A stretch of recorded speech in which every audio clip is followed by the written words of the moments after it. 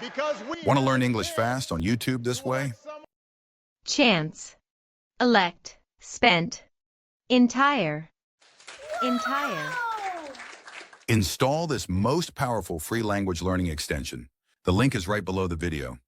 And use our perfectly synced subtitles to learn English 10 times faster. And we'll Single, fight. Enjoy your learning. I'm feeling fired up. I am feeling ready to go.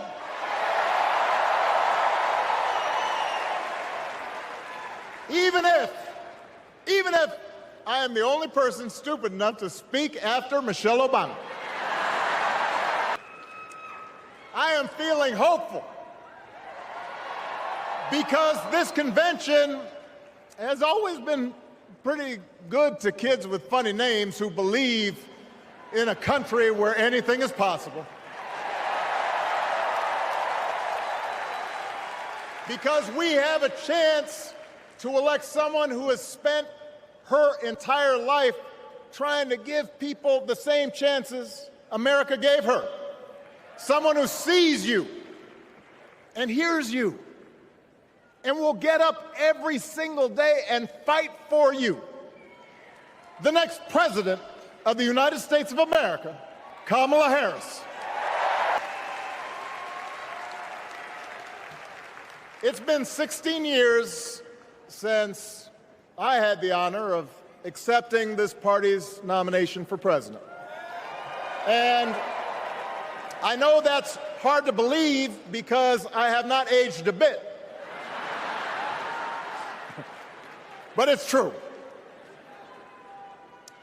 And looking back, I can say without question that my first big decision as your nominee turned out to be one of my best. And that was asking Joe Biden to serve by my side as vice president.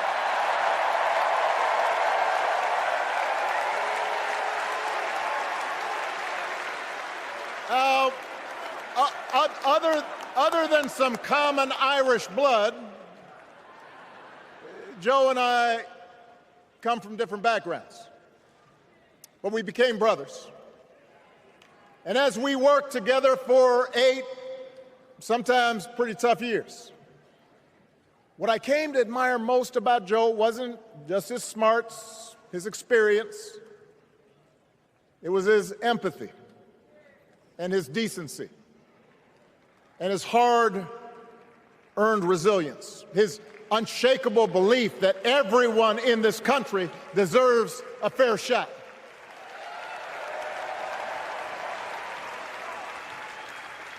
And over the last 4 years, those are the values America has needed most.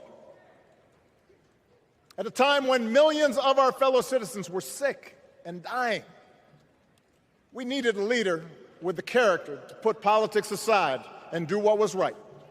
At a time when our economy was reeling, we needed a leader with the determination to drive what would become the world's strongest recovery. 15 million jobs, higher wages, lower health care costs. At a time when the other party had turned into a cult of personality, we needed a leader who was steady and brought people together and was selfless enough to do the rarest thing there is in politics, putting his own ambition aside for the sake of the country.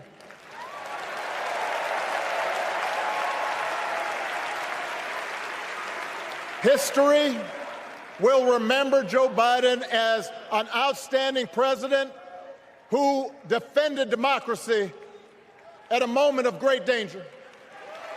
And I am proud to call him my president, but I am even prouder to call him my friend.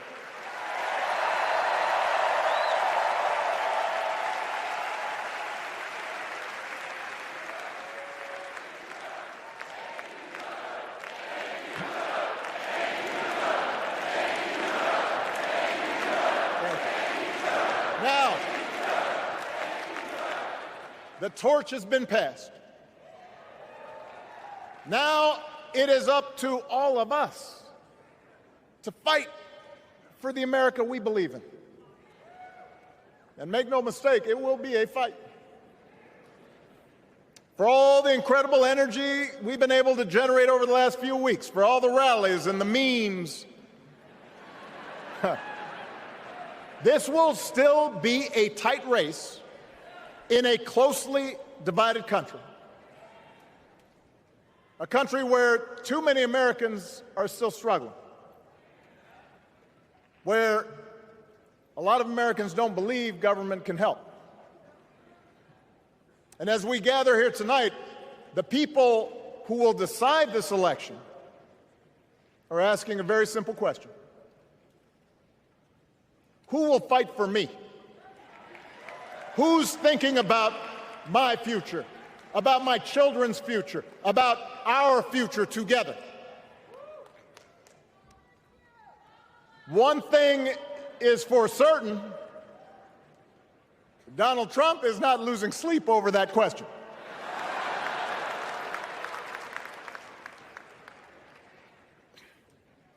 Here's a 78-year-old billionaire who has not stopped whining about his problems since he rode down his golden escalator 9 years ago. It has been a constant stream of gripes and grievances that's actually been getting worse now that he's afraid of losing to Kamala. There's the childish nicknames, the crazy conspiracy theories, this weird obsession with crowd sizes.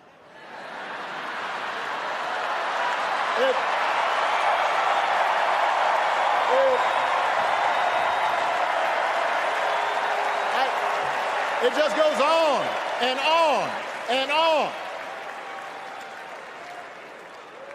The other day I heard someone compare Trump to the neighbor who keeps running his leaf blower outside your window every minute of every day.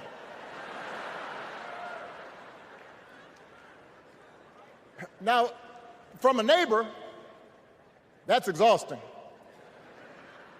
From a president, it's just dangerous.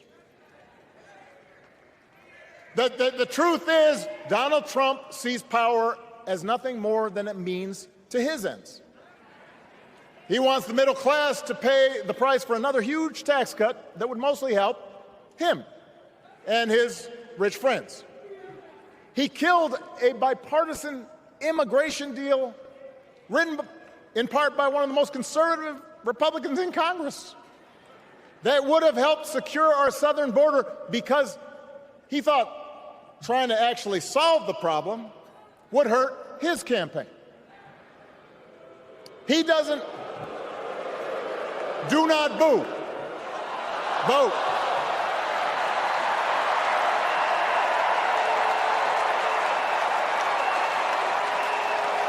He doesn't seem to care if more women lose their reproductive freedom, since it won't affect his life. And most of all, Donald Trump wants us to think that this country is hopelessly divided between us and them, between the real Americans, who of course support him, and the outsiders who don't. And he wants you to think that you'll be richer and safer if you will just give him the power to put those other people back in their place. It is one of the oldest tricks in politics, from a guy whose act has, let's face it, gotten pretty stale. We do not need 4 more years of bluster and bumbling and chaos. We have seen that movie before, and we all know that the sequel is usually worse.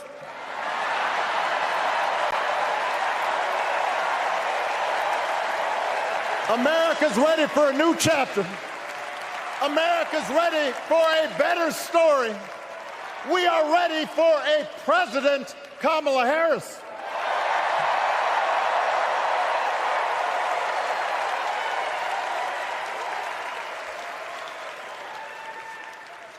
And Kamala Harris is ready for the job. This is a person who has spent her life fighting on behalf of people who need a voice and a champion. As you heard from Michelle, Kamala was not born into privilege. She had to work for what she's got. And she actually cares about what other people are going through. She's not the neighbor running the leaf blower. She's the neighbor rushing over to help when you need a hand. As a prosecutor, Kamala stood up for children who had been victims of sexual abuse. As an attorney general of the most populous state in the country, she fought big banks and for-profit colleges, securing billions of dollars for the people they had scammed. After the home mortgage crisis, she pushed me and my administration hard to make sure homeowners got a fair settlement. Didn't matter that I was a Democrat. Didn't matter that she had knocked on doors for my campaign in Iowa. She was going to fight to get as much relief as possible for the families who deserved it.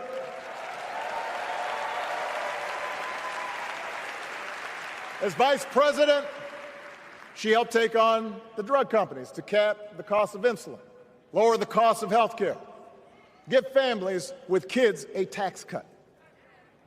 And she is running for president with real plans to lower costs even more and protect Medicare and Medicaid and sign a law to guarantee every woman's right to make her own health care decisions.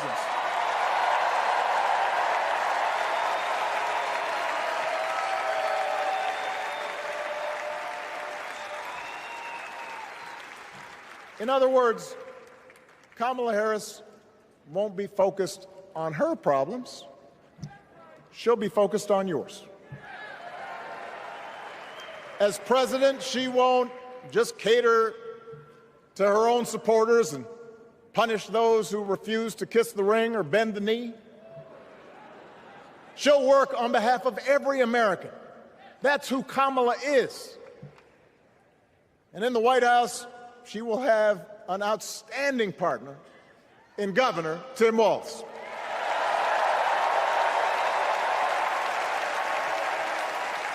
Let me tell you something. Let me tell you something. I love this guy. Tim is the kind of person who should be in politics. Born in a small town, served his country, taught kids, coached football, took care of his neighbors. He knows who he is, and he knows what's important.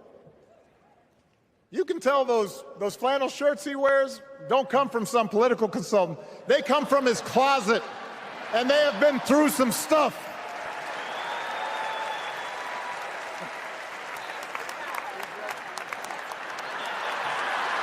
They have been through some stuff. That's right.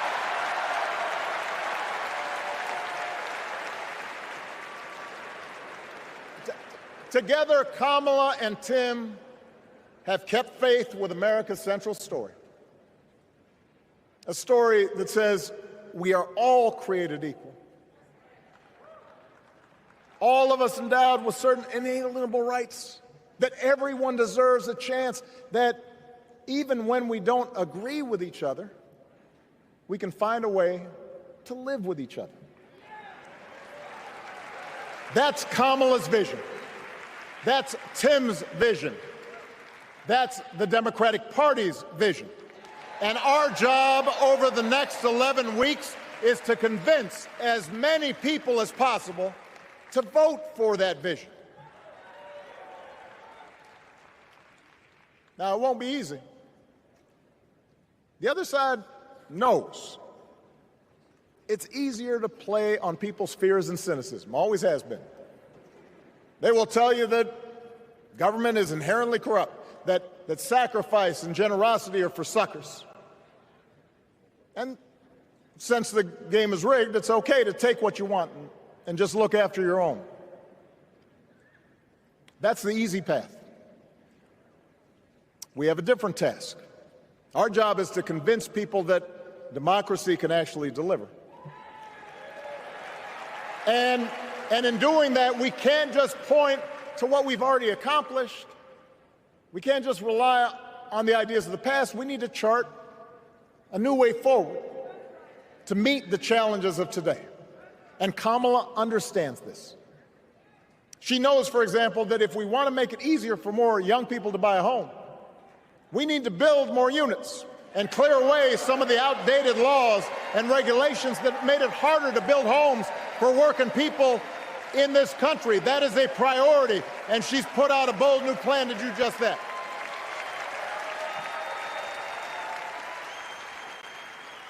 On health care, we should all be proud of the enormous progress that we've made through the Affordable Care Act, providing millions of people access to affordable coverage, protecting millions more from unscrupulous insurance practices. I noticed, by the way, that since it's become popular, they don't call it Obamacare no more.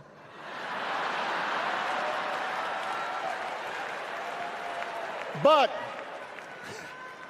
Kamala knows we can't stop there, which is why she'll keep working to limit out-of-pocket costs. Kamala knows that if we want to help people get ahead, we need to put a college degree within reach of more Americans. But she also knows college shouldn't be the only ticket to the middle class. We need to follow the lead of governors like Tim Walz, who said, if you've got the skills and the drive, you shouldn't need a degree to work for state government. And in this new economy, we need a president who actually cares about the millions of people all across this country who wake up every single day to do the essential, often thankless work, to care for our sick, to clean our streets, to deliver our packages.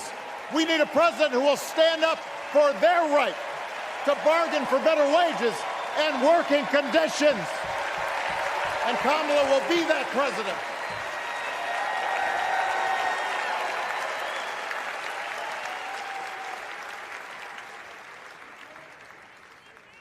Yes, she can.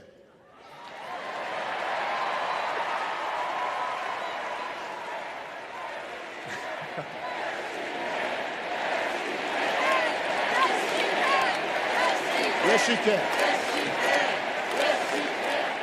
A Harris-Walz administration can help us move past some of the tired old debates that keep stifling progress. Because at their core, Kamala and Tim understand that when everybody gets a fair shot, we are all better off. They understand that when every child gets a good education, the whole economy gets stronger. When women are paid the same as men for doing the same job, all families benefit.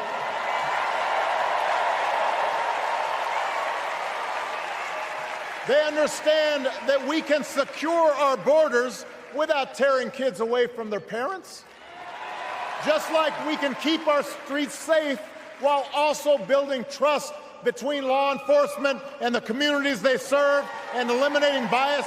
That will make it better for everybody.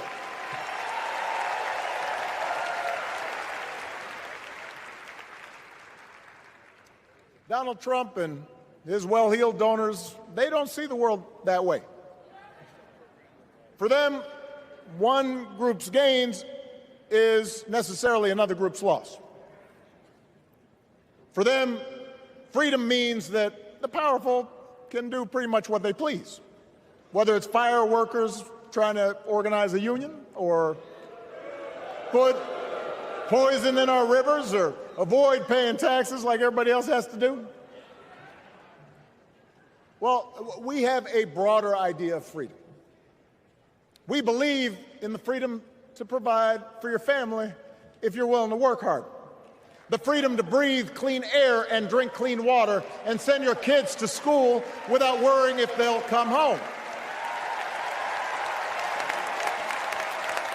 We believe that true freedom gives each of us the right to make decisions about our own life how we worship, what our family looks like, how many kids we have, who we marry. And we believe that freedom requires us to recognize that other people have the freedom to make choices that are different than ours. That's okay.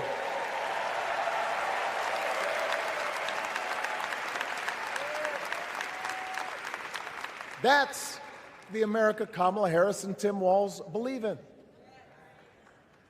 An America where we, the people, includes everyone. Because that's the only way this American experiment works. And despite what our politics might suggest, I think most Americans understand that. Democracy isn't just a bunch of abstract principles and dusty laws in some book somewhere. It's the values we live by. It's the way we treat each other, including those who don't look like us, or pray like us, or see the world exactly like we do.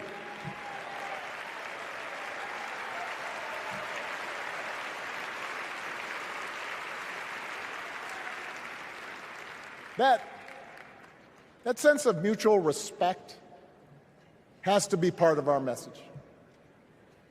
Our politics have become so polarized these days that all of us across the political spectrum seem so quick to assume the worst in others, unless they agree with us on every single issue. We start thinking that the only way to win is to scold and shame and out-yell the other side. And after a while, regular folks just tune out, or they don't bother to vote. Now, that approach may work for the politicians who just want attention and thrive on division, but it won't work for us to make progress on the things we care about, the things that really affect people's lives. We need to remember that we've all got our blind spots and contradictions and prejudices, and that if we want to win over those who aren't yet ready to support our candidates, we need to listen to their concerns and maybe learn something in the process. After all, if a parent or grandparent occasionally says something that makes us cringe, we don't automatically assume they're bad people. We recognize that the world is moving fast, that they need time and maybe a little encouragement to catch up. Our fellow citizens deserve the same grace we hope they'll extend to us.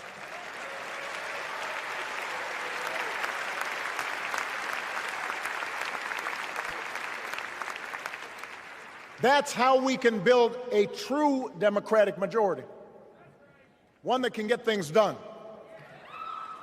And by the way, that does not just matter to the people in this country. The rest of the world is watching to see if we can actually pull this off.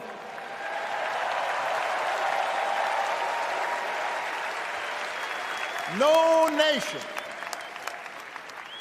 no society has ever tried to build a democracy as big and as diverse as ours before.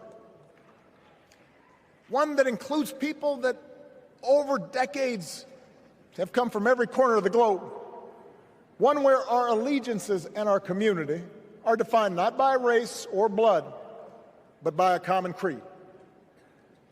And that's why when we uphold our values, the world's a little brighter.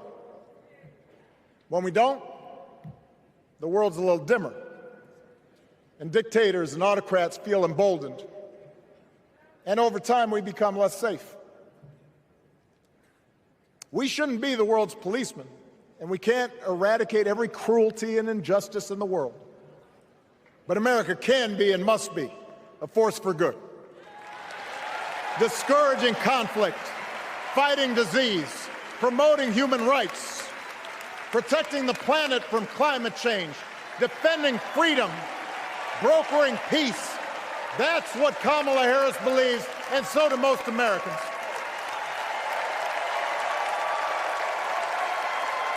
I,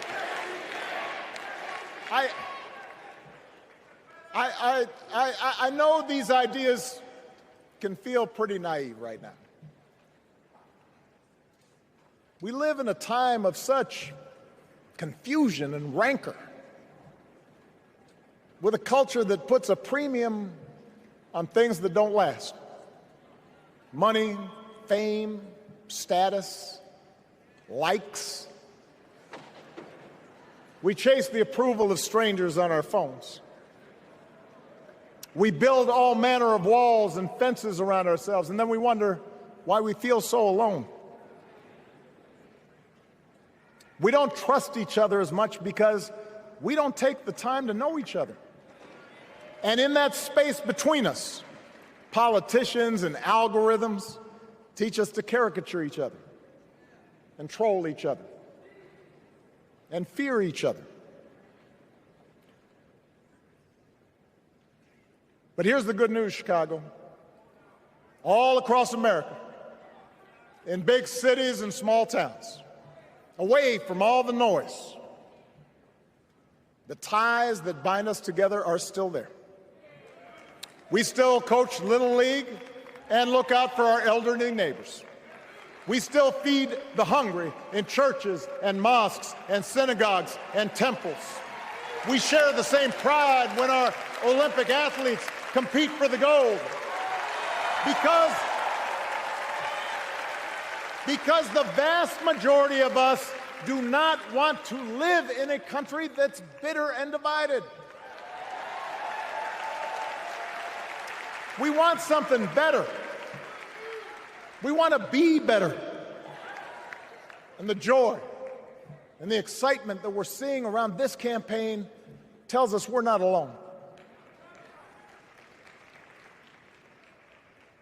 You know, I've spent a lot of time thinking about this these past few months because, as Michelle mentioned, this summer we lost her mom, Ms. Marion Robinson. And I don't know that anybody has ever loved their mother-in-law any more than I love mine. Mostly it's because she was funny and wise and the least pretentious person I knew. That, and she always defended me with Michelle when I messed up. I'd hide behind her.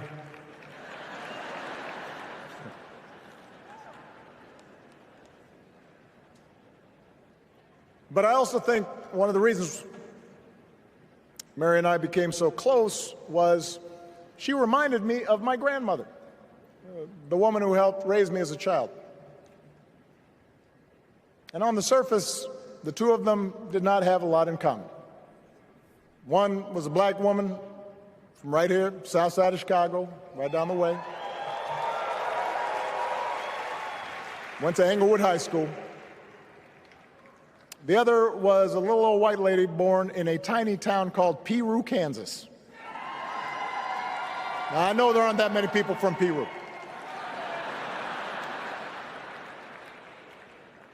And yet they shared a basic outlook on life. They were strong, smart, resourceful women, full of common sense, who, regardless of the barriers they encountered, and women growing up in the 40s and 50s and 60s, they encountered barriers. They still went about their business without fuss or complaint and provided an unshakable foundation of love for their children and their grandchildren. In that sense, they both represented an entire generation of working people who, through war and depression, discrimination and limited opportunity, helped build this country. A lot of them toiled every day at jobs that were often too small for them and didn't pay a lot. They willingly went without just to keep a roof over their families' heads, just to give their children something better. But they knew what was true. They knew what mattered. Things like honesty and integrity, kindness and hard work. They weren't impressed with braggarts or bullies. They didn't think putting other people down lifted you up or made you strong. They didn't spend a lot of time obsessing about what they didn't have. Instead, they appreciated what they did. They found pleasure in simple things.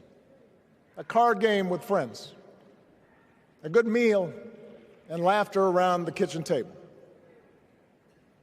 Helping others. And most of all, seeing their children do things and go places that they would have never imagined for themselves.